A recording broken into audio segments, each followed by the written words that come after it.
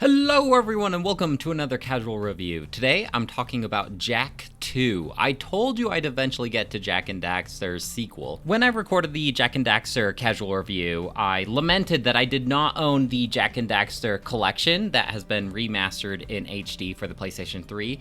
Since recording that video, I have finally gotten my hands on one of these copies, and so I actually played through the HD version of this game. Now, these games have been brought to multiple platforms like the PlayStation 4 in a digital format. However, this is more of an emulation of the PlayStation 2 version. So as far as I understand, the PlayStation 3 Jak and Daxter collection in HD is the definitive way to play these games. Unless you're going, of course, for the original experience, then it would be best to play these games on the PlayStation 2. So obviously we dropped Daxter from the title, but he is still very much present in this game. And Jak II takes a pivotal turn from Jak and Daxter. Jak and Daxter was more of a 3D platforming collectathon, whereas Jak II takes more of a Grand Theft Auto route. Continuing right off of the cliffhanger from Jak and Daxter, assuming that you got all of the power cells, a giant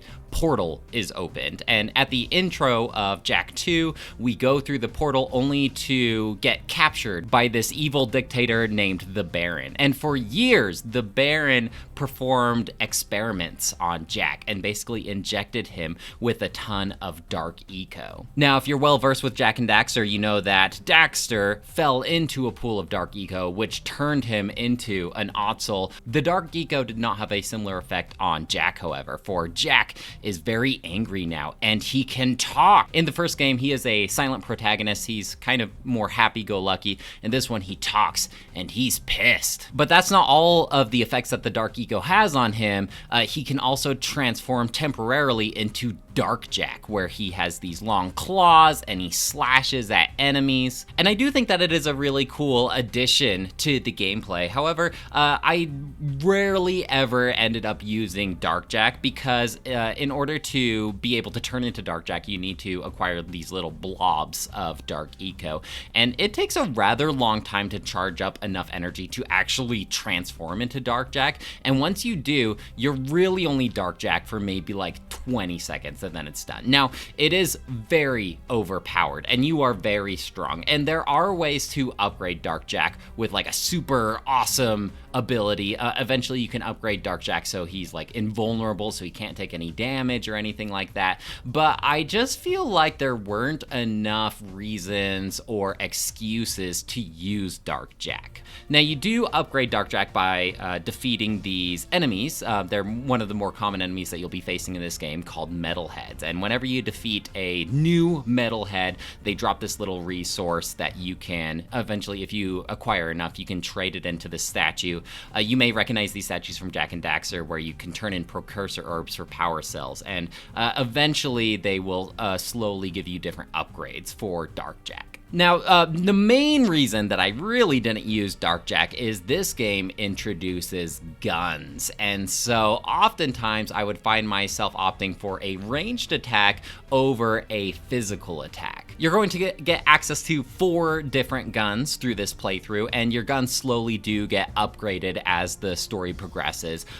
You start out with this small, weakish shotgun, but eventually by the end of the game, this gun gets upgraded to be quite powerful, and I actually found myself using this scattergun, this shotgun, a lot more than most of the other guns. For one, ammo is quite plentiful for this gun, but also it has a really good spread, so it's able to take down tons of enemies at the same time, whereas most of the other guns are kind of single shot, try to aim at a single enemy and hit them. And this actually surprised me because when I first played this game as a 11-year-old, 12-year-old, why would I want to use the very first gun that you're given? That's the old gun. I want to use the new powerful, cool looking gun, right? But actually, as far as the utility goes, yeah, this playthrough that was my most used gun, because I think I just didn't realize that these guns slowly got upgraded as you play through the game, even though you had like the big text that says like all weapon damage for your guns has been increased. I didn't like associate it with the very first gun that you're given. So that's how most combat is going to be handled in this game. Yes, you can do the regular melee attacks that you had in Jak and Daxter, the thrust and the spin, but mostly you're going to be using guns. Now, as far as like ammo goes for these different guns, they are fairly plentiful, and usually you're not going to run out of ammo until you do, because sometimes when you're going through these segments, they are rather stingy with its ammo. The two most powerful guns that you get access to later in the game run out of ammo fairly quickly as well, and so there is going to be some ammo management during some of these more particularly frustrating sections, and we'll get into that in just a second. So I mentioned that the gameplay is more like something like you'd see in Grand Theft Auto, and I don't know about you, but this is one of my like first entry points to one of these like Grand Theft Auto type of games. Basically, when I'm talking about like Grand Theft Auto, you have this city. In this case, it is a futuristic city called Haven City, and there are a bunch of people driving very slowly around these like hover cars, and you are able to commandeer one of these floating cars and then like fly around the city with these cars. This city is also plastered with these guards around. And usually these guards don't really care if you steal somebody's floating vehicle. The only time that they get really angry is if you bump into them or steal one of their vehicles. And once the red alert is sounded, then all of the guards are going to be chasing after you and shooting you. And it doesn't sound like this triggers very often, but trust me, you are going to be frequently bumping into these guards. And if you have played this game, then you know exactly what I'm talking about, because like I mentioned, most of these NPCs are going to be driving around very slowly, and you do not want to get to your next destination as slowly as these NPCs do. So you're going to be driving around these floating vehicles at top speed. Now, these vehicles can fly at two different altitudes: up in the air, where all of the slow NPCs are, or down at the ground, where you have these guards patrolling. And so you probably don't want to be bumping into all of these slowly moving floating vehicles, especially because some of these vehicles get destroyed quite quickly. So most of the time you're just going to be floating around down near the ground, and you don't really care if your friendly NPCs are diving out of the way trying not to get hit by you. But if you do bump into one of these guards that's patrolling, that's going to send out the red alert. And, you know, having the red alert, having all the guards chasing after you, shooting you, probably isn't going to affect you that much unless you're trying to accomplish some sort of mission. Normally, you can just ignore them and just keep flying to your destination. It still is pretty annoying having to navigate the risk of running into a guard down at the ground or keep bumping into the slowly hovering NPCs up in the air. I thought the novelty of like driving around this futuristic Haven City was actually pretty cool, and I objectively do like the whole layout of Haven City. You slowly unlock access to like new areas of Haven City, and so you'll start in like the slums, and it's like this poor district, and then you'll get to like more of a futuristic area that's like cleaner and newer, and then you'll like navigate more of like a marketplace or like this agricultural area. And so I do like exploring the new parts of Haven City, but this game often has you bouncing back and forth to different locations in Haven City. And Haven City is fairly large, and so eventually it got to the point where I was just wanting to have the option to fast travel to key locations rather than having to navigate my way through the city back and forth, back and forth. But you will be doing that. You'll be going to these key locations that are marked on your map, and then that will start some kind of mission. So you're probably going to get introduced to some kind of cinematic. Usually Jack's going to be pissed off and grumpy. Daxter's going to have some silly comedic relief quip about how tough he is when really he's not, or how thirsty he is for the hot babes in the game. And I do kind of enjoy this dynamic. I do think that some of the scenes featuring Daxter are legitimately funny. Jack is whatever, you know, he's kind of a relic of the time that this game was made, where like we're sick of our cartoony, silly video game protagonists. It's time to get serious. This is the era of like God of War and Kratos, you know? Now, these missions vary in difficulty quite frequently, from pretty easy, like not brain dead, but doable, to frustratingly difficult. And as far as the difficulty goes, usually it relies on like the jankiness of the game. Like rarely whenever I died, I felt like it was my fault. Compare that to a game like Elden Ring. When I die, yes, it was my fault. When I die in this game, sometimes it's due to shenanigans that are frustrating. And for this game, they are not nice with checkpoints. And so usually if you die, you have to start over at the beginning of the mission. And some of these missions take maybe like 10-ish minutes. And if you die like right at the end, sometimes it has you start at the very beginning of the mission, which is quite frustrating and quite difficult at some of these, just based on like, there's a lot of escort missions where you have to guard somebody, and if they die, you have to start the mission over. Or some of them have some more frustrating like platforming sections, and if you fall off the edge, that's a insta-death, and you got to start back at the beginning of the mission. And this really took away a lot of the game for me, because some of these missions I would spend more than an hour trying to beat, and when I finally did beat this mission, I didn't have the satisfaction that I did in like Elden Ring, like, oh, I finally overcame this challenge.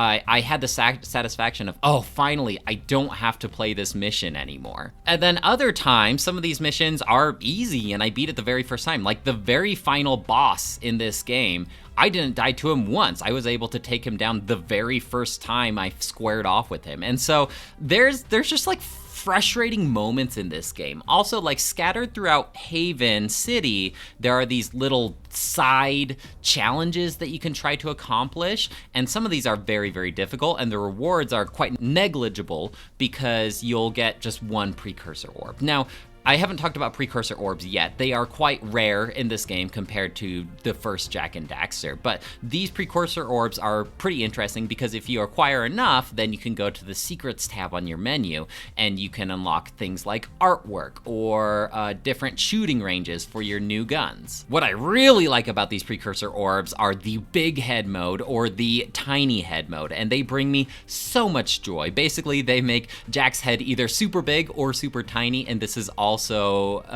present during the cinematics, which is very, very funny because Jak's all talking all serious and angry, but his head is huge or super teeny tiny. And I wish that they leaned more into this silliness, like changing the aesthetics of our characters rather than eventually leaning into, hey, you unlocked some artwork or a shooting range. Now, eventually, like some of these last and precursor orb unlocks are really good, but some of these precursor orbs are so frustrating to try and get, I don't think it's worth it. Now, another frustrating thing about these missions is how stingy they are with Jak's health. This is not a Ratchet and Clank game where you can kind of go in more guns a-blazing. You have to be strategic and tactical with your ammo when you're playing through a mission, with your ammo and your health when you're playing through a mission, because Jak has a finite amount of health and they don't give you very many healing opportunities. And so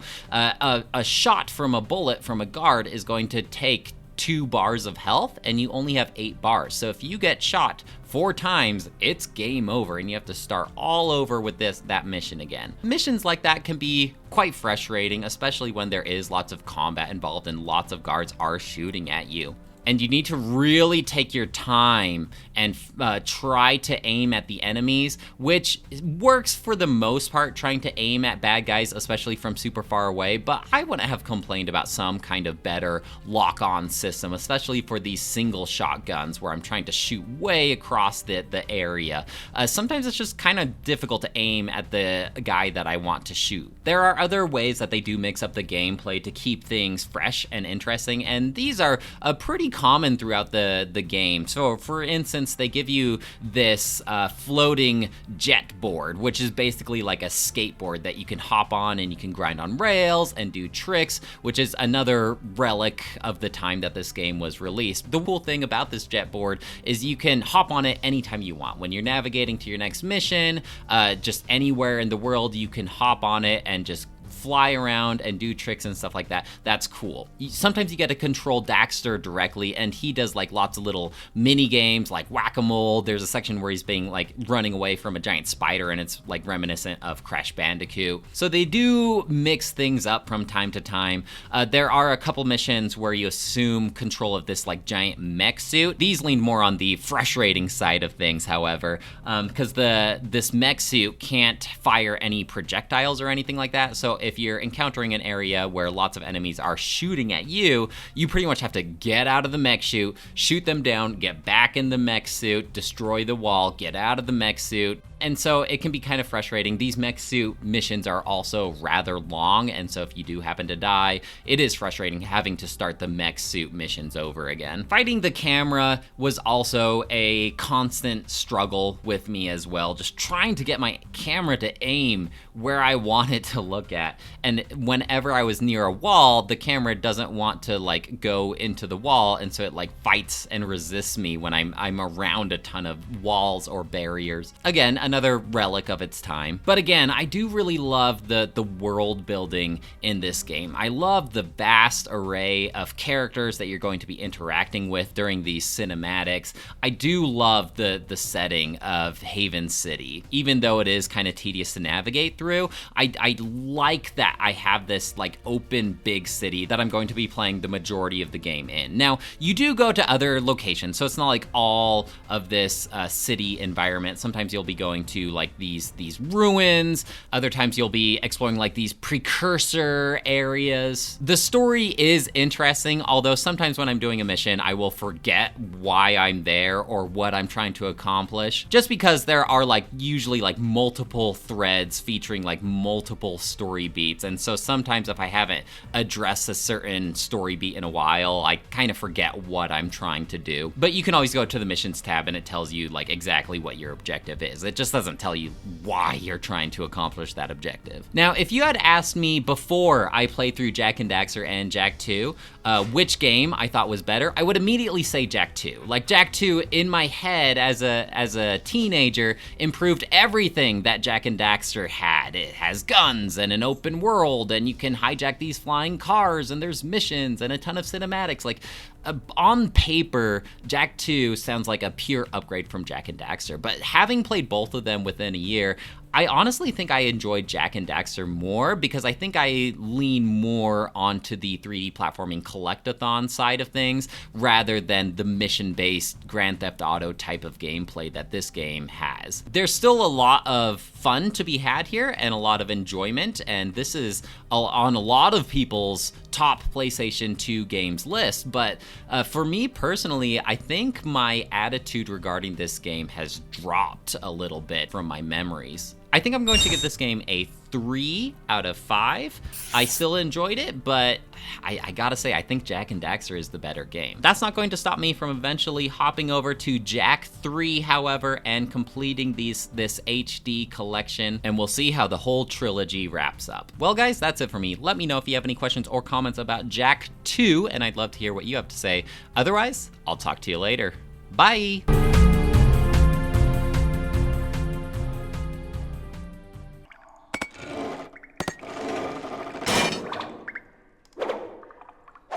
Got it.